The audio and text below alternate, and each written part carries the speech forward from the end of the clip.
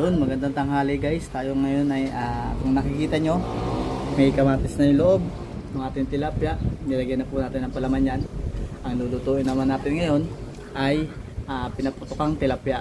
Dahil nagsasawa na yung aking mga anak sa prito, sa adobo, sa salsyado. Pinaputukang tilapia naman yung ating dahil napanood natin sa YouTube yung ganitong proseso ng pagluluto. Kaya tara, try natin, no? Ayan, meron din po ako ditong foil, no? Oh, mga kapatid, pagluluto lang po to, no? Ayan, ayan po yun mga kapatid. Yung tilapiyang babalutan natin siya ng foil para dito natin isasalang, no? Mamaya makikita natin kung gaano kasarap yung pinaputukan tilapia. Ayan guys, umpisa na natin yung ating babalutan na natin yung ating tilapia. Lalagay natin siya dito.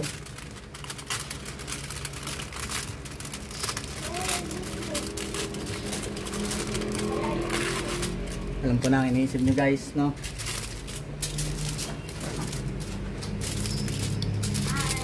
Tingnan natin kung masarap to guys. Sarap pa itong binalutan ng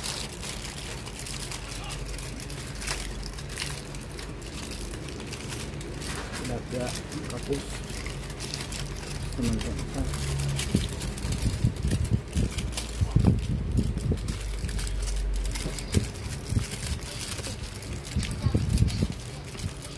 Kapus naman.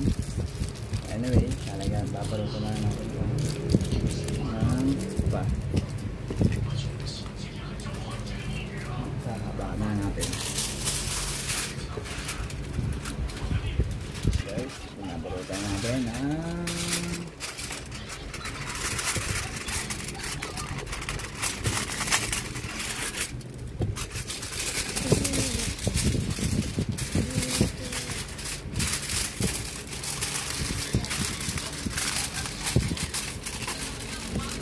pilas ng lamang bigas sa parang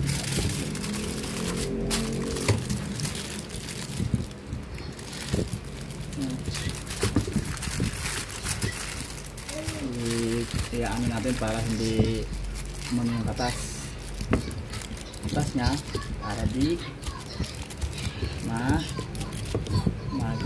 tawag ito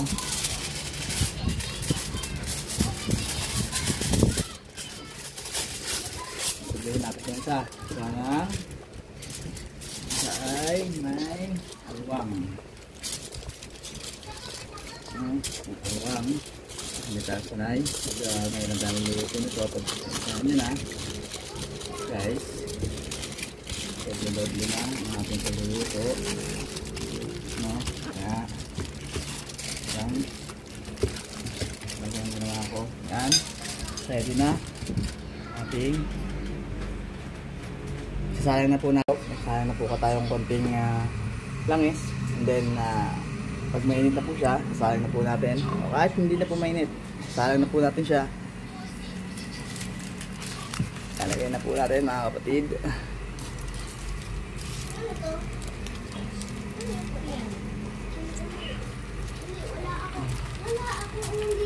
Tapos, sabi po sa video, tatakpan daw po natin and then antay po tayo ng 3 araw para maluto.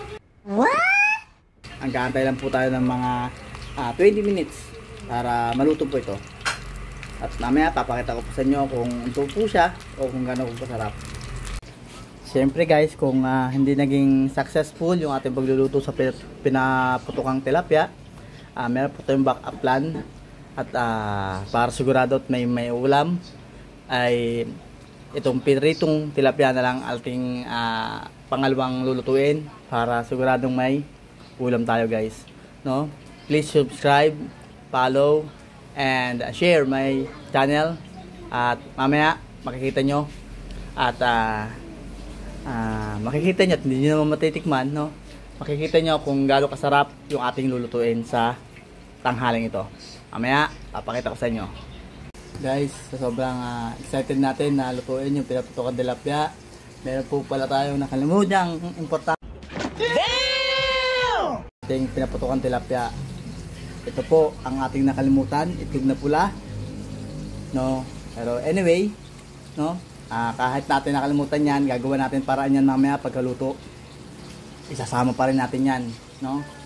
Ilalagay pa rin natin yan sa ibabaw ng tilapia or sa loob ng tilapia para kahit paano lumasa yung itlog na pula sa ating pinaputokan tilapia.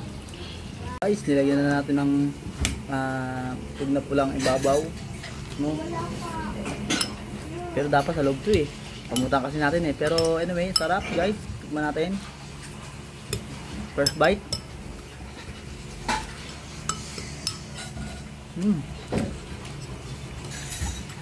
Ang sarap siya guys. Ang sarap.